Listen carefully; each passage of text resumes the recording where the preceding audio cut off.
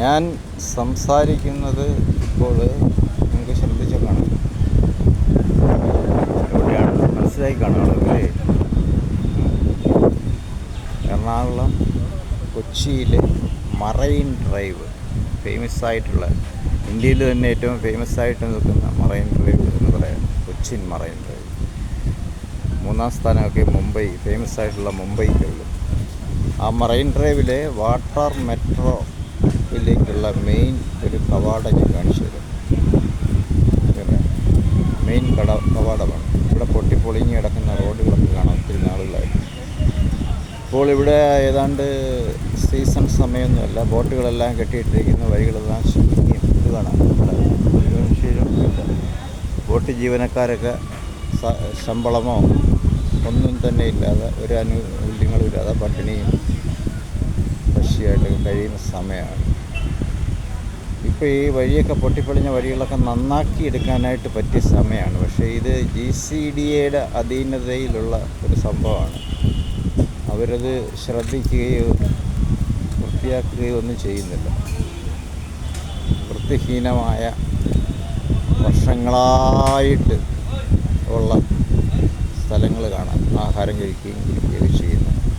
അതുപോലും അവർ ശ്രദ്ധിക്കുകയോ നോക്കുകയോ ഒന്നും ചെയ്യുന്നില്ല.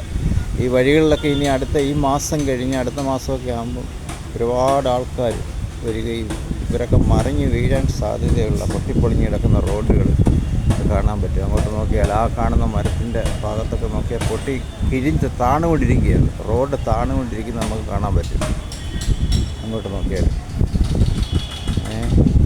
അപ്പോൾ അതൊക്കെ വൃത്തിയാക്കാൻ പറ്റിയ സമയമാണ്. തിരക്കില്ല, ആളില്ല. അടുത്ത മാസം കഴിയുമ്പോൾ ഇവിടെ എല്ലാം തിരക്കാണ്. ഇപ്പോൾ ആൾക്കാർ മറിഞ്ഞു വീണ് പല്ലും തലയും ഒക്കെ പൊട്ടി പല്ലൊക്കെ പൊളിഞ്ഞു പോകാൻ സാധ്യതയുള്ള റോഡ്, ഇവിടെ പൊട്ടിപ്പൊളിഞ്ഞ് കിടക്കുന്ന റോഡുകൾ, വൃത്തിഹീനമായ കടകൾ, അതൊക്കെ വൃത്തിയാക്കി എടുക്കാൻ പറ്റിയ സമയമാണ്. ആൾവാസം ആൾ കുറവുള്ള സമയം, ടൂറിസ്റ്റുകൾ കുറവുള്ള സമയം. പിന്നെ മറ്റൊന്നെന്ന് പറഞ്ഞാൽ ഇവിടെ ടൂറിസ്റ്റുകൾക്ക് വേണ്ടി ഒരു നല്ല ഒരു സംവിധാനങ്ങളൊന്നും ഒരുക്കാതെയാണ് ഇവർ ചെയ്തിട്ടിരിക്കുന്നത്. ഇതുകണ്ട, ഇവിടെ ജസ്റ്റ് ടൂറിസ്റ്റുകൾക്ക് വന്നാൽ അവർക്ക് വലിയ വെയിൽ സമയത്ത് ജസ്റ്റ് ഇരിക്കാനുള്ള സംവിധാനങ്ങളൊക്കെ ആ വാട്ടർ മെട്രോയിലൊക്കെ ഒരുക്കാൻ പറ്റും. അതൊന്നും ചെയ്തിട്ടില്ല. ടോയ്ലറ്റ് സൗകര്യങ്ങളൊന്നും തന്നെ ഇല്ല. ഈ വന്ന് കൂടുന്ന ജനങ്ങൾ ഇവിടെ ഈ അടുത്ത മാസം നോക്കിയാൽ നിങ്ങൾക്ക് കാണാൻ പറ്റും, ധാരാളം ജനങ്ങൾ വന്ന് കുന്നുകൂടി അങ്ങോട്ടും ഇങ്ങോട്ടും തിരിയാൻ പറ്റാത്ത രീതിയിൽ ഈ വാട്ടർ മെട്രോ നിറയും ഇവിടെ. പക്ഷേ ടോയ്ലറ്റ് സൗകര്യം, വെളിയിൽ ടോയ്ലറ്റ് സൗകര്യമില്ല. ആളുകൾ അവിടെ ഇവിടെ എല്ലാം മുള്ളി അവരുടെ ഇതുകൾ എല്ലാ ആവശ്യങ്ങളും സാധിച്ചു വയ്ക്കും.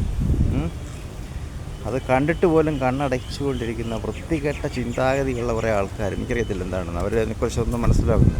തിന്നുകയും കുടിക്കുകയും ചെയ്യുന്ന ആളുകൾ തീർച്ചയായിട്ടും വിസർജ്യങ്ങൾ പുറത്തേക്ക് വിടും എന്നുള്ള ചിന്തിക്കാനുള്ള ശേഷിയില്ല, കഴിവില്ല.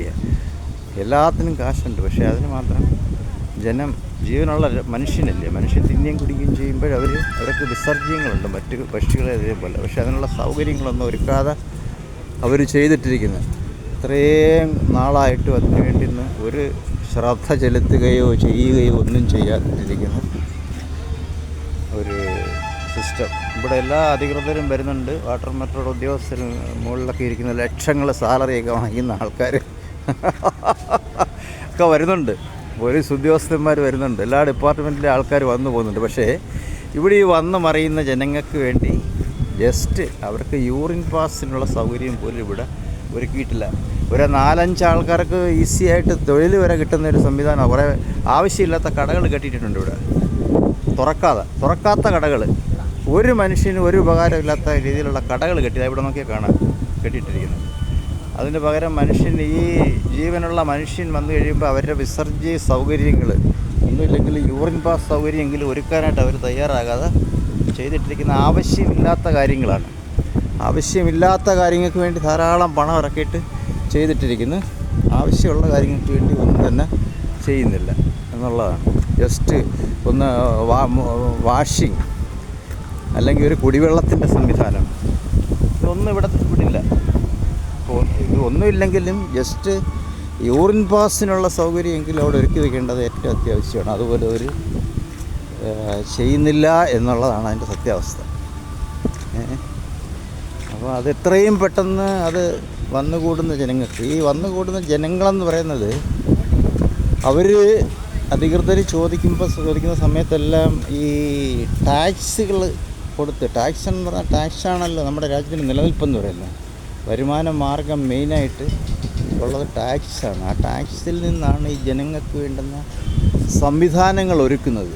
പക്ഷേ ആ സംവിധാനങ്ങൾ ഒരുക്കുമ്പോൾ അത് ആ ജനങ്ങൾക്ക് ഉപകാരപ്രദമാകുന്ന രീതിയിലും കൂടെ കുറച്ച് കാര്യങ്ങളെങ്കിലും വരുന്ന മറ്റുള്ള ഉദ്യോഗസ്ഥർക്ക്, മേലുദ്യോഗസ്ഥർക്ക് അവർക്ക് ഉപയോഗിക്കാൻ പാകത്തിന് ഉള്ള ഗവൺമെൻറ് സ്ഥാപനങ്ങളൊക്കെ അടുത്തുണ്ട്. അവിടെയൊക്കെ കയറി അവർ ചൂസ് ചെയ്യും. അത് മറ്റുള്ളവർ ഈ വഴിയരികിലും അവിടെ ഇവിടെ കറങ്ങി നടന്ന് ഇത് സാധിക്കും. അപ്പോൾ ഇത് സാധിച്ചു കഴിയുമ്പോൾ അവരെ പോലീസുകാർ കണ്ട് അവർ ചീത്തയും വിളിക്കും, വഴക്ക് പറയും. അപ്പോൾ ഈ ഇതെന്തുകൊണ്ട് ഇവരിത് ചെയ്യുന്നു എന്നുള്ള ചിന്തിക്കുന്നില്ല.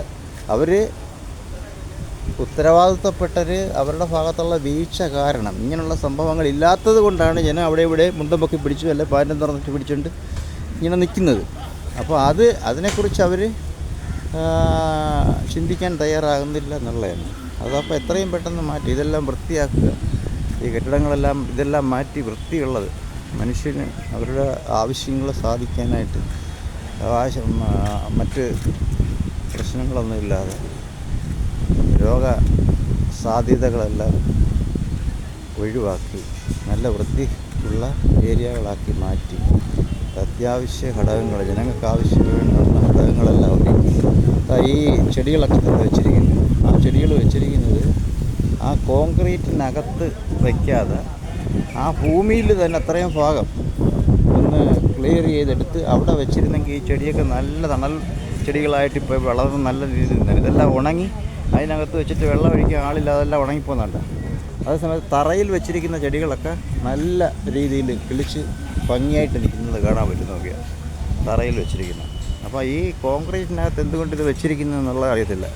ഇത് തറയിൽ വെച്ചിരുന്നെങ്കിൽ നല്ല ഭംഗിയായിട്ട് നിന്നു. ഇവിടെയൊക്കെ ആളുകൾക്ക് ജസ്റ്റ് ഇരിക്കാനുള്ള സൗകര്യങ്ങളൊക്കെ ഒരുക്കി നല്ല തണൽ സംവിധാനങ്ങളൊക്കെ ഉണ്ടാകും. ടൂറിസം എങ്ങനെ ഡെവലപ്പാകുന്നു അല്ലെങ്കിൽ ഡെവലപ്പ് ചെയ്യുന്നു അതനുസരിച്ചിരിക്കും ജനങ്ങളെ ആകർഷിക്കുകയും വളർച്ചയുണ്ടാകുകയും പുരോഗമനം ഉണ്ടാകുകയും ഫണ്ടുകൾ വന്നു ചേരുകയും ചെയ്യുന്നു. അല്ലാതെ ചുമ്മാ ഒരു മരുഭൂമിയല്ല തുറസായ ഒരു ഭാഗം ഒരു പ്രാവശ്യം വരുന്ന മനുഷ്യൻ പിന്നെ തിരിച്ചു വരാൻ താല്പര്യം ഉണ്ടാകാതിരിക്കുന്ന മേഖല ടൂറിസം മേഖല, അങ്ങനെയുള്ള ടൂറിസം മേഖല ഉണ്ടായിട്ട് ഒരു കാര്യമില്ല.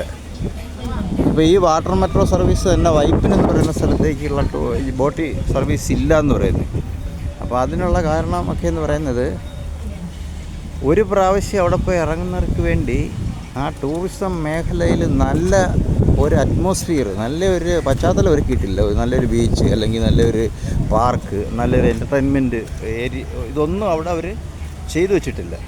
ചെയ്തു വയ്ക്കാതെ ചുമ്മാ ബോട്ട് ഓടിക്കുന്നതെന്ന് പറഞ്ഞിട്ട് കാര്യമില്ല. അപ്പം ഈ ജനങ്ങളെ ആകർഷിച്ച് ജനങ്ങൾക്ക് ഇൻട്രസ്റ്റഡ് ആയിട്ട് അവർ തോന്നി വീണ്ടും വരാൻ തയ്യാറാകുന്നിടത്തെ ടൂറിസം മേഖല വളരത്തുള്ളൂ.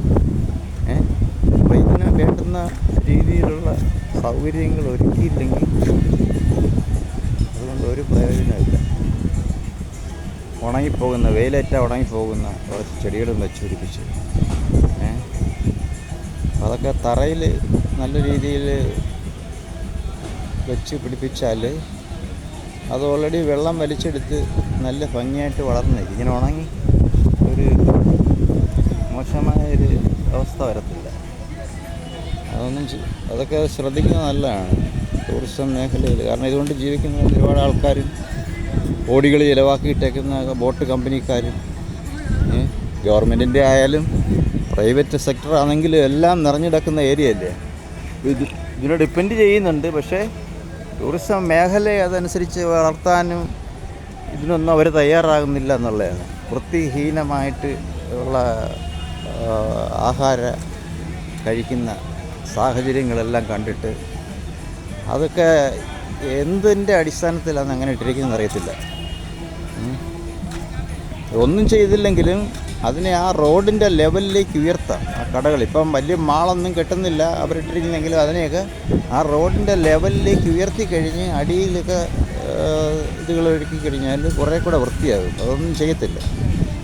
എന്തെങ്കിലും മനുഷ്യന് ഒന്നുമില്ലെങ്കിലും ഒരു സിറ്റിയില്ലേ, എറണാകുളത്തിൻ്റെ ഒരു ഹേർട്ട് എന്ന് പറയും, ഹൈക്കോർട്ട് ജംഗ്ഷൻ എന്ന് പറയുന്ന എറണാകുളത്തിൻ്റെ ഹേർട്ടാണ്. എത്രയോ വർഷങ്ങളായിട്ട് ആളുകൾ തിന്നുകയും കുടിക്കുകയൊക്കെ ചെയ്യുന്ന സ്ഥലങ്ങൾ. അപ്പോൾ അതൊക്കെ ഒന്ന് വൃത്തിയാക്കി ഇടുന്നത്, നല്ല മനോഹരമായ രീതിയിൽ ചെയ്തൊരുക്കിയെടുക്കുന്നത് നല്ലതാണ്.